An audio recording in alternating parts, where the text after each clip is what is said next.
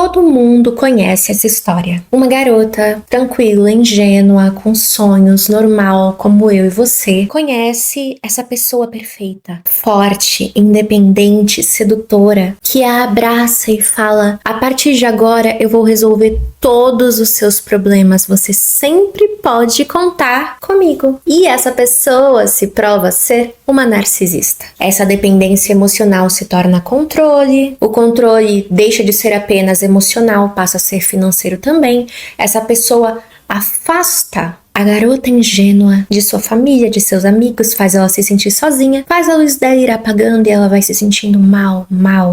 E quando você fala com essa garota, depois que ela de fato, enfim, consegue se libertar desse relacionamento super tóxico, ela fala pra você que aquela pessoa era um monstro, mas que quando o relacionamento começou, ela era extremamente sedutor e cativante, que no início foi perfeito. E você sabe o porquê no início foi perfeito? Porque psicopatas são sensacionais na arte da sedução. Agora pensa aqui comigo, se você tivesse o poder de sedução de um psicopata, só que com o seu caráter, para não fazer todas as coisas erradas que um psicopata faz, aonde você conseguiria chegar na sua vida?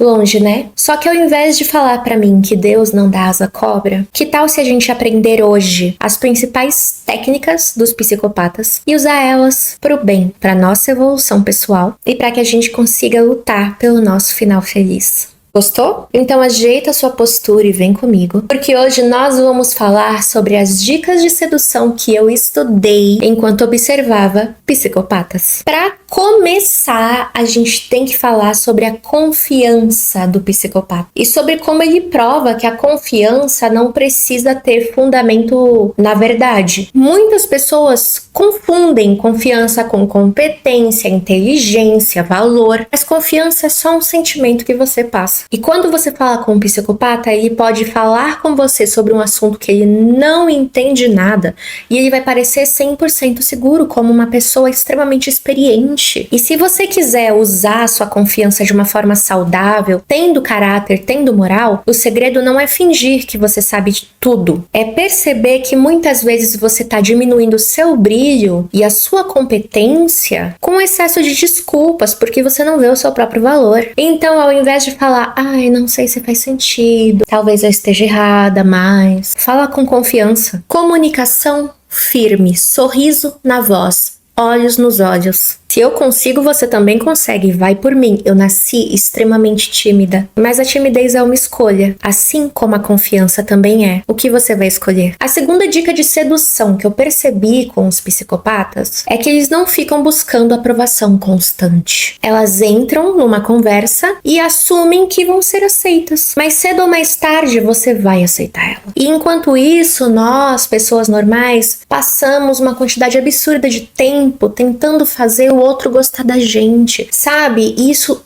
se demonstra até na forma como a gente fala. Existe uma diferença gritante entre eu espero que você goste de mim, eu espero que a gente seja compatível, e vamos decidir se nós somos compatíveis? Vamos descobrir se a gente gosta um do outro, porque na minha cabeça eu sei que você vai gostar de mim. Passa outra energia. E a segunda postura gera muito mais atração, porque transmite que você tem valor próprio. E nesse mundo, a gente sempre quer aquilo que tem mais valor. A terceira dica de sedução que a gente percebe com o psicopata é que ele cria mistério. Você vai no encontro com ele e ele não despeja tudo sobre a vida dele, os traumas, as inseguranças dele.